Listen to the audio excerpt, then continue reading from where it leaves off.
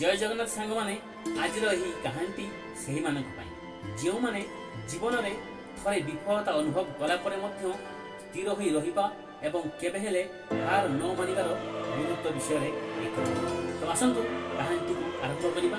जदि आप एपर्यंत वीडियो को लाइक करना लाइक कर दिंतु आपण सांगसाथी मानक शेयर करूँ। सांग मैंने आफ्रिकार जड़े व्यक्ति छुट्टी कटाऊे दिने से जाउथिबा हाथी मानक देखिले तांकर आश्चर्यर कथा एही विशाल प्राणी मानक केवल आग गोड़े बंधा होइथिबा एक छोट दौड़ी रे रखा जाइथिला। से माने जेकोसी मुहूर्त रे सहजरे पळाई पारते किंतु से माने ताहा करू नथांते काहे। तापरे से व्यक्ति जनक जने प्रशिक्षक को देखि तांको पचारिले यह किपरि होई पारे जे गोटाए हाथी मध्य मुक्त हेबाकू चेष्टा करू नाही। प्रशिक्षक व्याख्या करिसेंती जेतेबेले हाथी माने बहुत छोट थिले आमे सेमानंकु बांधिबा पई समान आकार रे दौड़ी व्यवहार करू। सही समय सेमानंकु धरि रखिबा यथेष्ट अटे।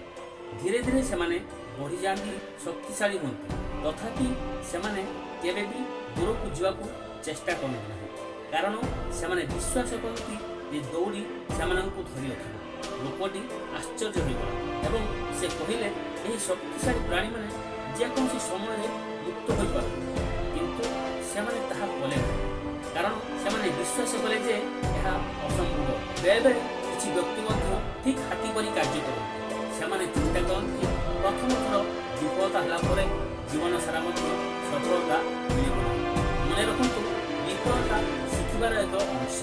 जदि आमे सफल हेबाकू चाहू ताहले हमकु केबे ना केबे हार मानिबा उचित नुहे किंतु पुनर्बार चेष्टा करिबा नित्यांत जरूरी।